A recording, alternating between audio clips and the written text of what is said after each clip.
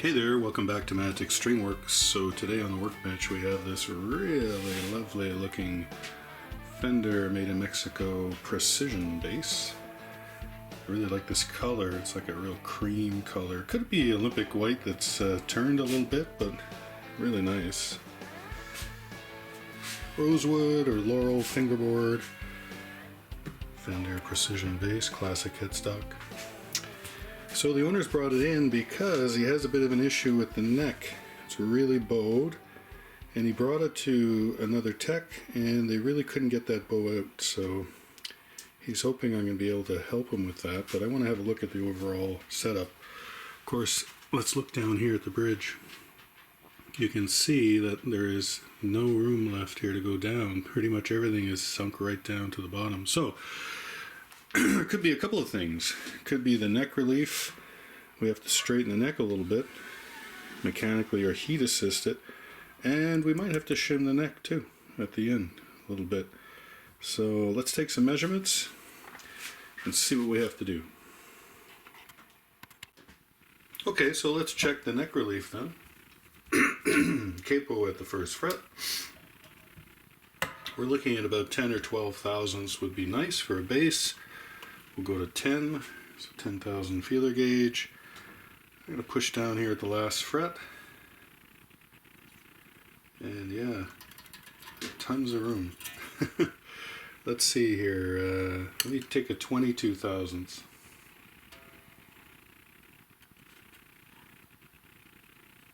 Sort of just scraping.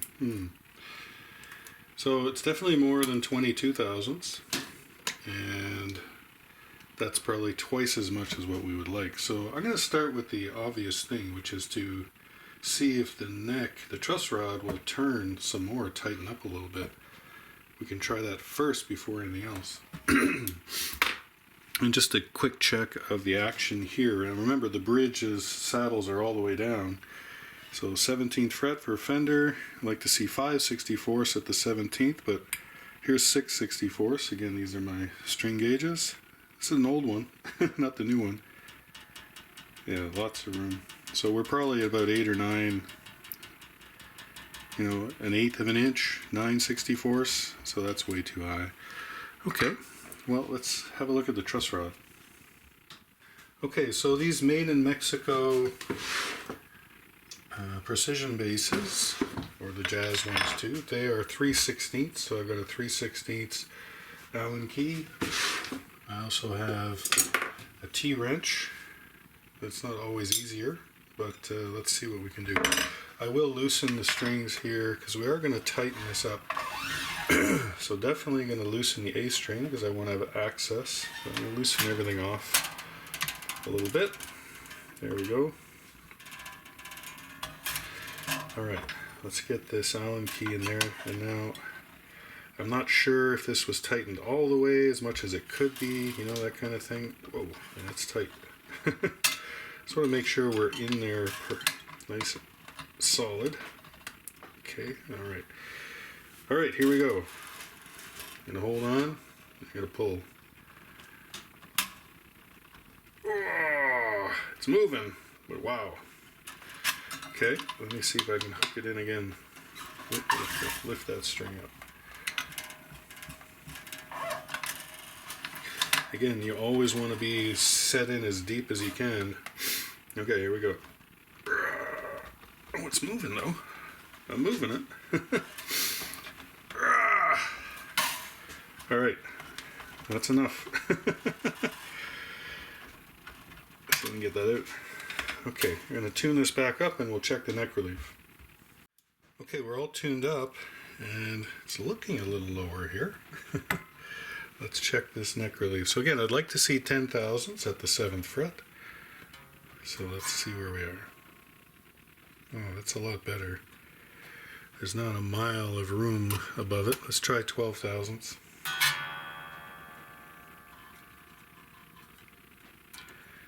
Oh yeah, it's definitely starting to touch, so we're getting there. Okay, curious as to what that did with the action. So we'll take the capo off, and I'll move the camera. Sorry about jiggling the camera around. There we go. let's just check the action to see if it dropped a little bit. So 6/64 at the 17th fret. Yeah, it came down quite a bit. And there's a little bit of room left on the A and the D string to drop or raise, but it's really the E string here, but there's not much room left. Okay, I think we can still maybe torque a little more out of the truss rod, so let me give that a whirl again. Okay, I've cranked that truss rod to about as much as I want to crank it. Certainly in one sitting. We don't want to do too much at once. Right. Get that capo back on. I'm going to move my support back to where I usually keep it, right around the 7th fret. And let's see if the 10 will work. Oh, I can just hear it. Can you? That's pretty good. Let's try 12. Oh yeah, okay. I'll do it in the playing position too. People prefer that. Let's see where we are. Here's 12 thousandths at the 7th fret.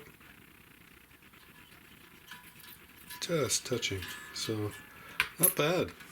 I'm going to let it sit though, and I might try and turn it a little more. We weren't quite at the end, I don't think, but I'll let this sit and acclimate for a couple of hours before I try anything else on it. Okay, well, as you can see, I decided to give this one a little bit of mechanical help. So I've got a clamp up here at the headstock. I've loosened the truss rod so it's pretty much in the neutral position, and I've clamped down the body so it's not going to move.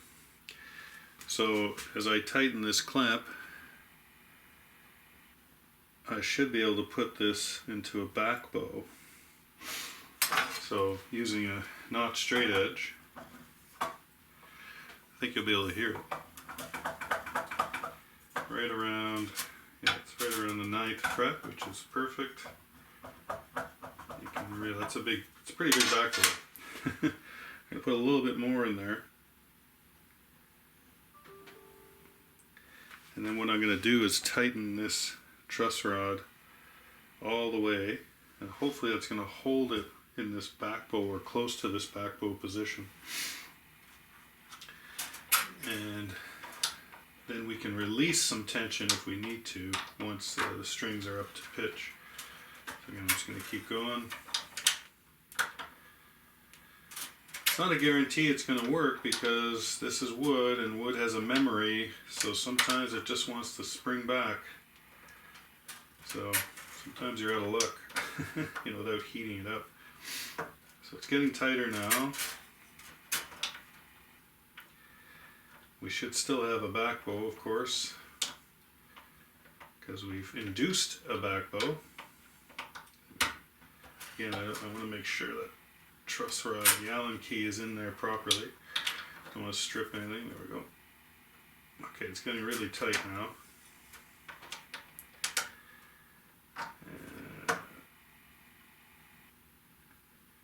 It's about as much as I want to do it. There we go. Okay, let's have a look. That's quite a big back bow. Okay, well hopefully that'll be enough to counteract the tension. Now watch as I release the tension on the clamp here. You're going to see it spring back a little bit, of course. I'm hoping there's still a back bow when we have no clamp tension. So clamp is off. Take that out. Now let's see, do we still have a back bow? Yeah, we do. Okay, pretty good. So let's see how we do under string tension. Okay, well, let's have a, I'm going to check. Just want to see if there's what we've got going on the fretboard here. So there's definitely a little bit of relief. It's not too much. Right in here is where you want it. Let's see what we have. So we're shooting for 10 to 12,000. 10 would be really nice. At the 7th fret. Aha! Okay, I wasn't scraping the 10 before. Let's try 12. Yeah, definitely. So I think we've got as much neck relief as we're going to get out of this neck.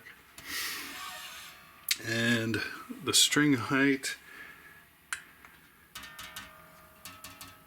yeah, we're just at 6/64, which is as high as I would go. That's the Fender spec. And 5 is good too, but again, I don't like to put it too low in case people like to clank around on the bass quite a bit, right? And we'll have a close-up look at the bridge here in a second. Okay, and I adjusted the string height to 6/64 on all the strings, and you can see that the first string, so the G, we have a little bit of room to go down. Actually, I'm going to level that out a little bit.